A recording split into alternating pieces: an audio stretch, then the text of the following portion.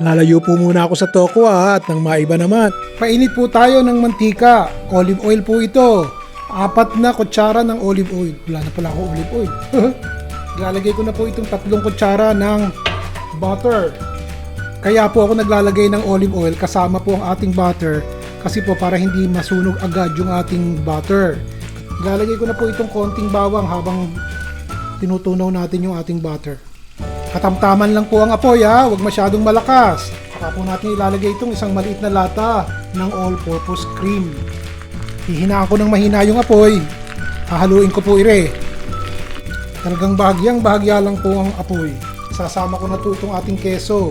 Kahit ano pong keso meron kayo. Yan lang, yan po ang inuna ko para maipakita sa inyo ito po ang ating gagamiting sarsa dito po sa ulamin natin. O, papatayin ko na yung apoy ha. Kalan, buksan natin. O ito po, regular na oil na lang natin gagamitin, yung ating mantika. 2 kutsara lamang. Ilalahat ko na po itong ating bawang. Ubus na pala bawang ko. O, sige po. Pagkatapos yan, ilalagay ko na po itong ating karne norte. Ito po isang lata ng karne norte na dinurog-durog ko lang. Yan. Matagal-tagal na rin po ako hindi nagluluto ng karne norte eh. Hindi ko po alam kung ito ay mas mura kaysa sa regular na karning baka. Pakisagot nga po ang aking tanong, magkano po ba ang karne norte sa atin sa Pilipinas at magkano ang 1 kilo ng karning baka? Saan po tayo makakatipid? Siya, igisa po muna natin to sandali. Lalagyan ko na rin po ng sibuyas kung gusto nyo maglagay ng sibuyas. Parang hindi na pwedeng maglagay ng sibuyas eh. Sige, konti lang po yun. Isama natin dito sa ating karne norte. Kasama ko na po itong ating isang carrot. Maliliit lang po ang hiwa ni Ria. Hayaan na natin lumambot kasama nung karne norte habang binubusan natin tong karne norte. Lagyan po natin ng konting paminta. Konting patis lang at maalat na po yung karne norte. Siguro 1 kutsara lamang. Takpan po natin at hayaan nating maluto. Tignan natin, pagkatapos ng 3 minuto, dapat po yun ganun. Talagang tostado.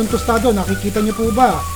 Ayun ganun Hahaluin ko lang po ng konti at yung kabila naman, ganun din ang gawin natin. Konti lang po ang mantika nito pero parang tumitilansik ng konti. Luto pa ha. Talagang ganito ang gusto ko. Papakita ko po sa inyo. Ganiriya, nakikita nyo yung mga itim-itim na ganyan. Parang sunog-sunog ng konti. Dapat po yung ganun. At least kahit mga 50% ganun. Para mayroong texture ng konti. Sige, tustahin pa natin. O siya. Ayos na po sa akin to. Nakita nyo, yan ganyan. Yan ang gusto ko. Medyo sunog-sunog ng konti. Yung mga 50%. Pagkatapos, ilalagay ko na po itong ating repolyo. Bago itong nakikita nyo ha. Ang pagluluto po talaga yan art. Kung ano sa tingin nyo ang sasarap. Ito ilalagyan natin ng gulay. Karne norte tinusta at saka repolyo. Lalagyan ko po ng mga 1 kutsarang mantika. At parang natutuyo ng konti Hindi ko na po nilalagyan rin ng asin ha. Nilagyan na natin ng konting patis. Dahil po yung karne norte alam nyo na, maalat na po yun. So halo lang ng halo. Para po tayong gumagawa ng toppings ng pansit. Nakikita nyo po ba? So hindi ko naman alam kung ito po pwede na siguro sa hapunan natin. Kesa sa almusal. At masarap may gulay Sandaling-sandali lang po, nakita nyo. Lantang-lanta na yung ating repolyo. Lagay na po natin tong itlog ng pugo.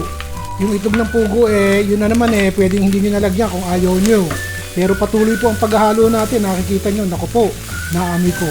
Kaya sarap-sarap ni Rie, Kung kakain na po kayo, lalagyan natin ito sarsa, yung ating pong Alfredo sauce na ginawa. Hindi ko na ilalagay mamaya na't hindi pa tayo kakain. Kapag handa na po kayong kumain, tsaka po nyo sasandukin itong ating karne norte na merong repolyo. Ganyan muna habang mainit. Pagkatapos yan, tsaka nyo po ilalagay yung ating sarsa dun sa taas para hindi po masyadong malabsak ba ang tingin. Parang hindi maganda sa paningin. Pero kung gusto nyo, paghalu-haluin nyo na, ayos na yan. Kasi masarap Si Ron Bilaro po.